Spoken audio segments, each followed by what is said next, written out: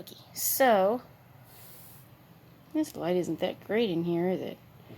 Oh well. Anyway, I'm gonna read the flood waters recede. Then God remembered Noah and every living thing, and all the animals that were with him in the ark. And God made a wind to pass over the ark, and the waters subsided.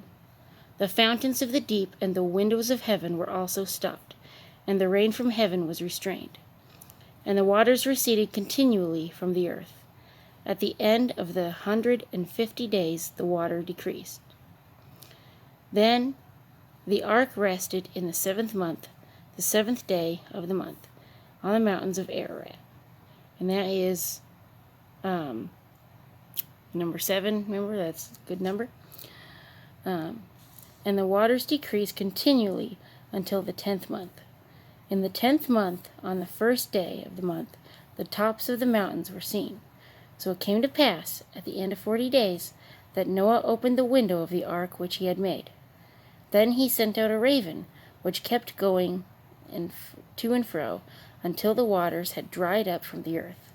He also sent out from himself a dove, to see if the waters had receded from the face of the ground. But the dove found no resting place for the sole of her foot, and she returned into the ark to him, for the waters were on the face of the whole earth. So he put out his hand and took her, and drew her into the ark to himself.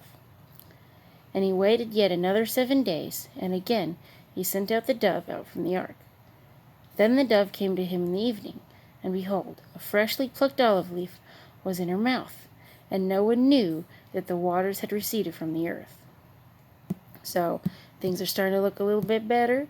So he waited yet another 7 days and sent out the dove, which did not return again to him any more.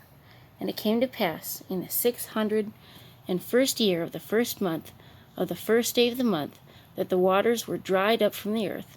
And Noah removed the covering of the ark and looked, and indeed the surface of the ground was dry.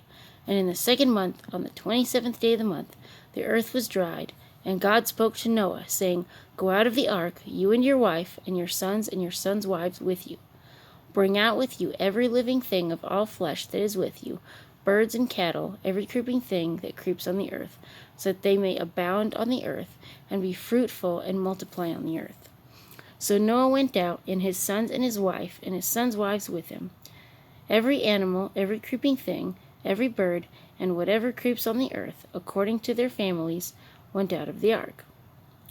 Then Noah built an altar to the Lord, and took every clean animal, and of every clean bird, and offered burnt offerings on the altar. And the Lord smelt a soothing aroma. Then the Lord said in his heart, I will never again curse the ground for man's sake, although the imagination of man's heart is evil from his youth, nor will I again destroy every living thing as I have done.